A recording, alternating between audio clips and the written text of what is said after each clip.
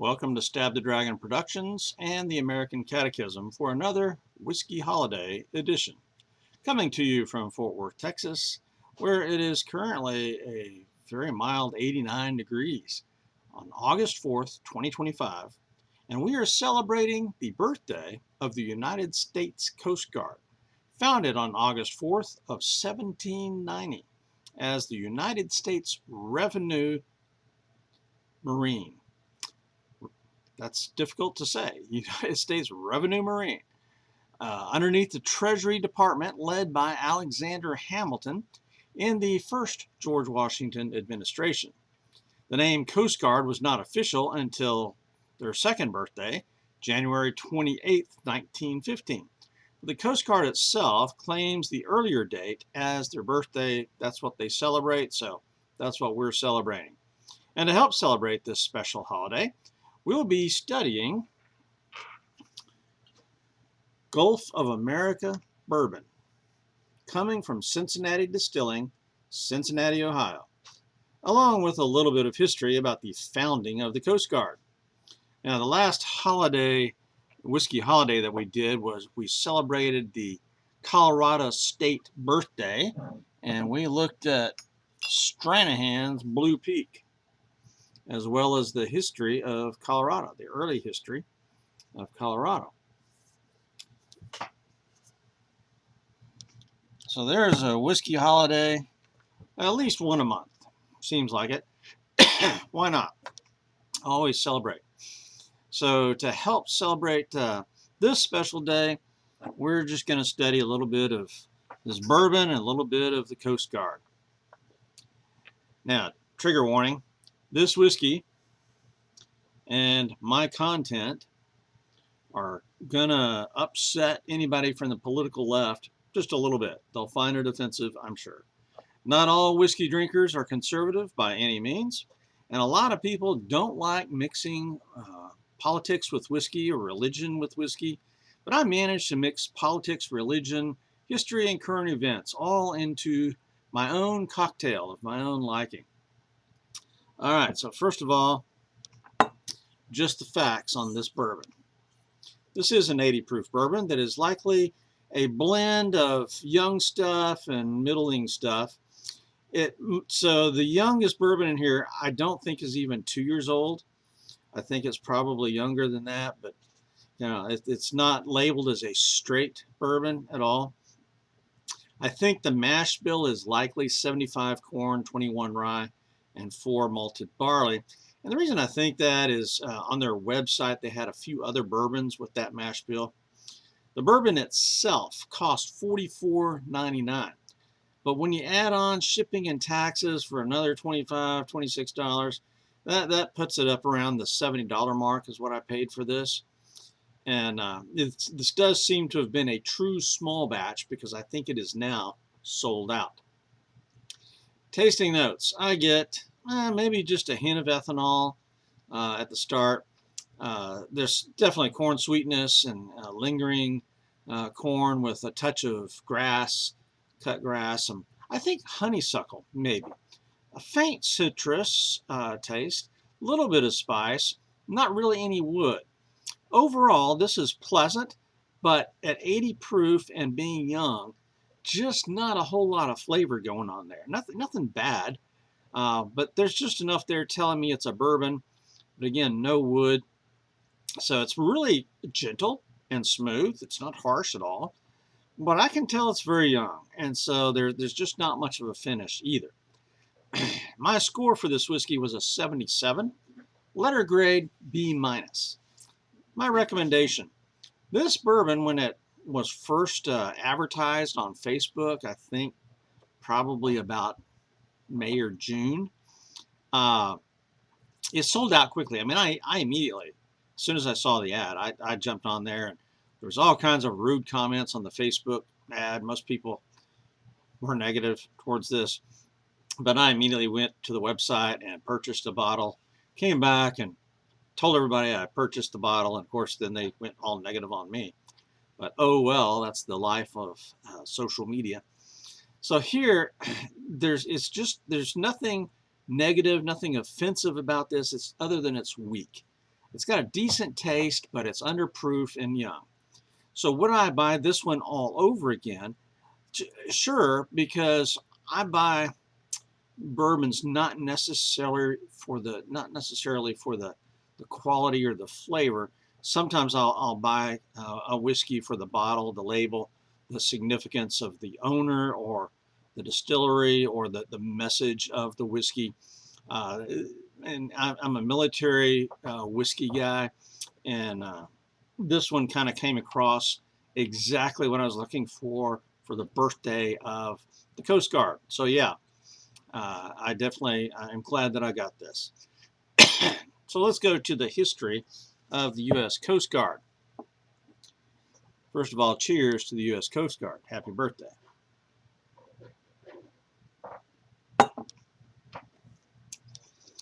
Coast Guard is one of the 6 branches of the United States Armed Forces. And again, today, August 4th, 1790, is their birthday. An act of Congress signed by the President, Washington, established the United States Revenue Marine and authorized 10 cutters to be constructed. A cutter was a type of ship. The name for that cutter came from the British Navy, and it was a small sailing vessel that was going to be fast so that they could enforce the laws and collect tariffs. That was what cutters were designed to do. So they authorized 10 cutters to be constructed with about 40-man crews on each. Now, this makes the Coast Guard actually the oldest of all the branches of military in the United States. But wait a minute, I hear the Marine Corps objecting. They claim to be the oldest military service with the beginning date of November 10th, 1775, which they celebrate every year. So how can I say that the Coast Guard, 1790, is older? Well, in 1775, we were not yet the United States with a voted on constitution. That was the Continental Congress. So once we became free from Great Britain and finally had our constitution, they did not want a standing army or navy, but they needed a Coast Guard to collect taxes, tariffs, import duties, revenue. So that's what the first Congress and the first United States president did. The United States Revenue Marine was established with the primary purpose of collecting those import duties and tariffs, a word that is once again common in our day today. That's right, they worked for Alexander Hamilton and the U.S. Treasury Department. The young United States was in debt up to their eyebrows and had to collect taxes, so they established the Revenue Marine and built these 10 cutters to collect taxes. You know, churches exist on donations and tithes. Businesses exist on profits and investments. Governments exist on your taxes. A few weeks ago on this channel, I discussed the McFarland Reserve 4-grain bourbon and the Whiskey Rebellion of 1793-94. Same thing. They needed to collect taxes, so they taxed whiskey. They had to send the army out to western Pennsylvania to quell the Whiskey Rebellion. Governments are necessary evil because we are a fallen and sinful people, and taxes are used to support the governments. That's how it works. Now, the second birthday of the Coast Guard is January 28th, 1915, when President Woodrow Wilson signed an act that combined the U.S. Revenue Marine, which by that time their name had gradually changed to the U.S. Revenue Cutter Service. They combined the Revenue Cutter Service with the United States Life-Saving Service. They were designed to go after vessels in distress and sinking ships and all that. So they combined those two services to form the new Coast Guard in 1915. Now, the missions of the Coast Guard have evolved through the centuries from its original job of collecting import duties and tariffs to fighting pirates in the Caribbean, stopping rum smugglers, stopping the illegal slave trade, surveying waterways and islands, coastlines and rivers, conduct search and rescue, help the Navy to fight wars, delivering diplomats and diplomatic messages, law enforcement, safety inspections, drug interdiction, disaster relief. Now, the recent flooding here in Texas, in Kerrville, along the Guadalupe River, there was a Coast Guard helicopter that was assisting, and they rescued, a lot of people, well over 100 people. I think it was close to 200. They maintain the buoys out there in the ocean that help navigation for ships. So sea lane navigation, ice breakers in the Arctic. That's the Coast Guard. They manage the lighthouses, among a dozen other missions. So the U.S. Coast Guard does an incredible job with a very small amount of people. But I say small amount of people, the U.S. Coast Guard is the largest Coast Guard in the world, unless the China commies have surpassed us. There's over 40,000 active duty members, 7,700 reservists, 21,000 auxiliaries, and thousands more civilians that are hired and contracted by the Coast Guard. The Revenue Marine was founded underneath the Treasury Department of Alexander Hamilton, but then went to the Department of Transportation in 1967, and since 2003 under the Department of Homeland Security. In wartime, they operate underneath the Department of Defense and the Department of the Navy.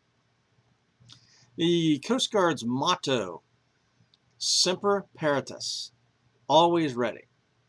In World War II, the Coast Guard suffered about 2,000 casualties and served in the D-Day invasion in Normandy, several of the island landings in the Pacific, as well as patrolling for submarines in our home waters, because the Germans sent submarines off our shores. They escorted convoys. In my personal life, I knew a guy at one of my jobs who was a Coast Guard veteran with a Purple Heart. He got shot on a drug interdiction operation. I have known one World War II veteran at a church that I served in who was a part of D-Day, and he was in the Coast Guard.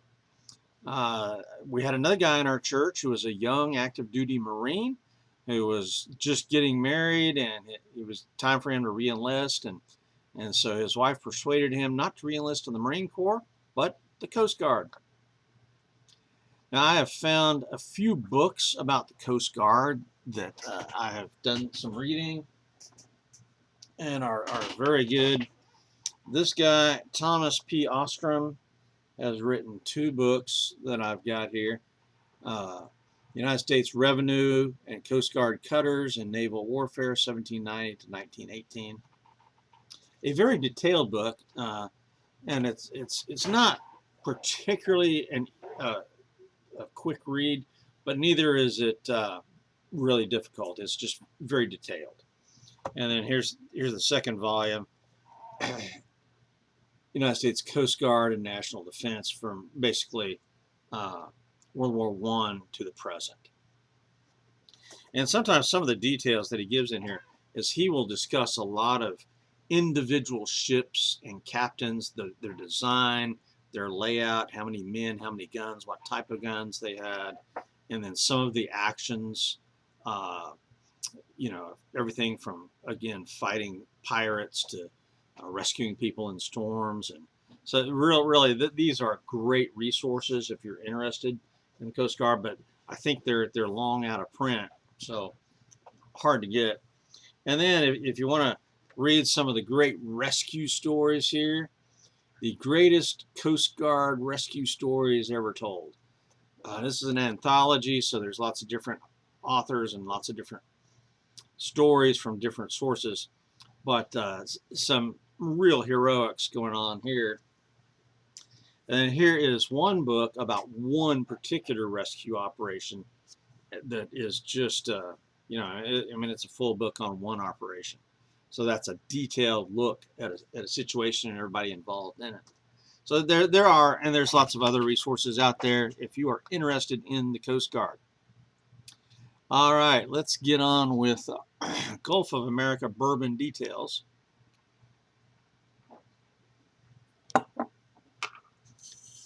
This is some kind of a special release from, so here's the history. It's a special release from Cincinnati Distilling. It's designed to stir up some political points and capitalize on a political moment. So it's not a regular part of the Cincinnati Distilling's lineup. So it's not on their regular list of spirits on their website, but it is there when you look at things you can buy there. That's when it shows up. So it's paired with some other interesting sounding bourbons there. Gun and Truck Society bourbon. Okay, that sounds interesting. And a military-related bourbon called Camp Dennison Reserve, because apparently there was a World War I or Civil War. I think it was a Civil War training camp outside of Cincinnati. So that's where we get it. And Cincinnati Distilling, man, they had a lot to offer. I was really surprised because I'd never heard of them. But again, these craft distilleries in localities, that's the way to go. I just, fell in love with Cincinnati Distillery just looking at their stuff. Now that distillery's got a complex history that's a bit tough to interpret. At one point they say they were founded in 2022 at their new location, but another point it says 2017 alongside March 1st Brewery, I think. But the history stretches back a couple of hundred years, and it seems that there's been a couple of locations. The new one is the Milford, Ohio, along the Little Miami River that feeds into the Ohio River, just a few miles away from Cincinnati. Their history tab starts in 1794 with the local history of Cincinnati, and the actual history of the distillery is a bit hard to track because it's been through several owners and a couple of locations. So the distillery dates back to about 1796. They fire destroyed the first distillery in 1828, and they bought another distillery in Milford. In 1843, John Kugler built a new distillery at 220 Mill Street, and the present distillery is still on that street. This particular bourbon, though, is strictly a 2025 thing that goes along with President Trump's declaration of the name change from Gulf of Mexico to the Gulf of America. There is a United States Coast Guard station in Cincinnati, and then another one up on the shores of Lake Erie. So that's why I linked this bourbon to the study of the Coast Guard, because the Ohio River flows to the Mississippi, and the Mississippi down to the Gulf of Mexico. So, that there's a geographic significance there. I was searching for some kind of a nautical themed whiskey from a seaport maybe, and then this advertisement hit me next. So thank you to Facebook's AI, right? So the fact that this is an inland port on the Ohio River, it made my point about the Coast Guard magnificently. 5 points for history. Bottle, label, and marketing. The bottle's the normal, bland, short, squatty, round thing. It's so common, but it's the label that is outstanding. It shows the compass points and some rope, seashells, and water. So it's a well-done nautical themed label, really exceptional. The marketing that I saw on Facebook, and I've been searching for these nautical themed whiskeys or distilleries located on the seacoast, and this one shows up. I checked YouTube, and there are no reviews of this bourbon, although one guy did a brief blurb about the label before this bourbon was even out. So he got somehow a preview for the label. The 3 comments on that video were all negative about the theme, which again didn't really surprise me because of all the Facebook negativity I saw as well. So of course I jumped into the fray and made a positive comment backing the whole idea, and I bought the bourbon. So 5 points for bottle, label, and marketing. Oh, there's one oddity here on the bottle. A couple of things on the back side here. You'll see the American flag there, and then over there, "Don't tread on me." That's the Continental Navy Jack that in the Revolutionary War, Navy ships flew that. It's kind of a battle flag. And then right here, there's this interesting picture of a lady sitting on a bench, and she's got the head of an eagle. So, she's wearing a skirt and the head of an eagle. I'm not sure what that's supposed to be. But anyway, This is just a way cool bottle and label. I loved the idea, so here we are. Bottle label and marketing, 5 points. Composition, well, I can't find a mash bill for this particular expression. Several of their other expressions, and they had a lot to offer, are 75 corn, 21 rye, and 4 malted barley. And then they had a couple of other bourbons that were heavy corn bourbons at 99% corn and 1% barley. There was a couple of wheaters and a couple of high rye bourbons as well. And then several flavored whiskeys. So really, they had an incredible variety. I think the way this tastes, it tastes like a 75, 21, 4. And I think it was aged probably younger than 2 years, but it's in there, it says it's blended. And so I think they've got some of their other bourbons that are older blended in. So this is not a blended bourbon. I don't think there's any vodka in here. I don't think they used anything from any other distillery. It still counts as a bourbon, but the fact that it's not a straight bourbon tells me that there's young stuff in here below 2 years. And the taste backs that up. So for composition, 11 of 15 points for a little bit of a lack of clarity and information. Appearance, there it is in the bottle, and here it is in the glass. That's a bit light. You know, notice how light it is in the glass compared with the bottle. I think the dark label makes the whiskey look darker in the bottle, and that's another marketing ploy. But in the glass is where it counts, and that's about a 2. Maybe a little bit high 2, but that's about a 2. Nosing. A light sweetness, maybe honey, a little bit of floral, possibly citrus like lemon, grassy, corn.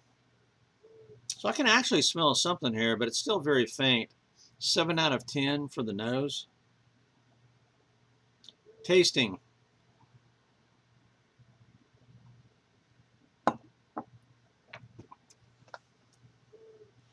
Just maybe a hint of ethanol if you don't swallow it quite right.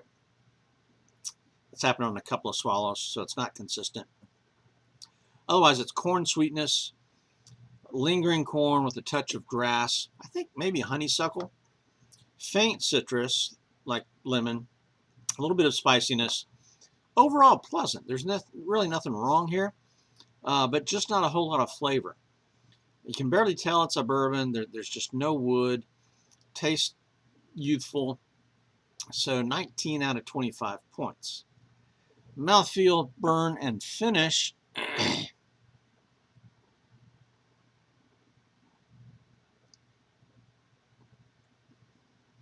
Very mild. Any burn at all is located in the mouth. I don't think there's anything harsh, but it is thin. And that makes the flavors faint, weak. It's very gentle and smooth, but you can just tell that it's young. Not much of a finish. It's kind of a lingering corn sweetness. You know, but again, I want to stress that there's nothing negative or obnoxious here. I mean, this is decent, just weak. So 10 out of 15 points. Neat or mixer? Well, this is gentle and not unpleasant neat. I would drink it neat. It's just too weak. I think it would get lost on the rocks. I did put it in a Sprite with lemon cocktail yesterday, and it kind of got lost. I mean, really had to put a double shot in there for it to stand up a little bit. But, you know, so it was drinkable. It was neat. My wife said it was okay. Not her favorite. I have not tried it in old fashioned. Probably won't, because it's just, I don't think it's strong enough for an old fashioned. So neat or mixer, 3 out of 5. Price, value, and availability. You could only purchase this at the distillery or online. And I got it off a Facebook ad. and it does take you to the Cincinnati distillery website, and it was $44.99, which was not a bad price for this gimmicky bourbon, but by the time you add $20 for shipping and $6 or $7 for taxes, boom, this became 70 bucks. And so it's a very mediocre bourbon for $70. Now, is the bourbon alone worth that? No. It is a mediocre bourbon that, if you compare it to other bourbons, you know, this may be $23, maybe. But as a novelty bourbon that caused not a little bit of controversy on Facebook and upset some lefties on Facebook big time, it was worth every penny. Absolutely. So would I buy this all over again? Yup. Would I buy a second bottle? No. But a lot of times I buy whiskeys for a lot of different reasons, not flavor alone. So I'm glad I bought this. It is sold out now. So it was a true small batch. I don't know if they're going to, make any more. But I appreciate what they did. So price, value, and availability, I'm going to say 10 points. Bonus, I absolutely love the concept. The label is genius level. Absolutely. This is exactly what I was looking for to celebrate the Coast Guard. The fact that it comes from Cincinnati on the Ohio River with Coast Guard in the area, that worked perfectly for me. So the political statement is bold, daring, and on target. They weren't afraid of controversy or negativity. Kudos to them. The whiskey, it's not bad. It's okay. So 5 out of 5 bonus points, giving me a total score of 77. Letter grade for drinkability, B-. My analysis and recommendation, this seems to me to be a gimmicky bourbon that was thrown together using the distillery's younger stuff, likely less than a year, with a dash of a little bit of older bourbon. It was a great concept. They latched onto a political moment, and I love it. On the Facebook ad where I saw this, it was already driving people crazy. So they had to know this would be an eye-catching, divisive, risky bourbon to market, and they took the risk. I'm proud of that. I immediately bought one and stated so on Facebook, and of course the harassing comments followed. This label, I think, is genius level. I really love the label. The actual bourbon here, it's a little bit mediocre at best. I wish they'd put a little bit more effort into this, really. For $44.99, I mean, this ought to be a straight bourbon, really. Still, there's nothing offensive or off-putting about this. It's just young, weak, and the flavors are faint. They're decent. So I bought this really for the idea, the political statement, and apparently a lot of people did because it sold out quickly. So good for Cincinnati Distilling. Well done.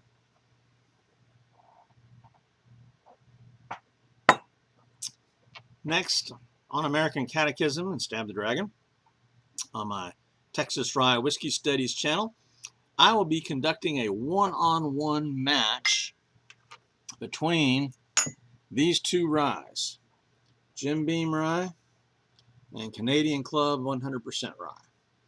That's coming up next on my Texas Rye Whiskey Studies. And I do hope to possibly do a movie review this week to kind of celebrate the anniversary of the beginning of the Battle of Guadalcanal, August 7th, 1942. So we'll see. For now, this is an American Catechism and Stab the Dragon, out here.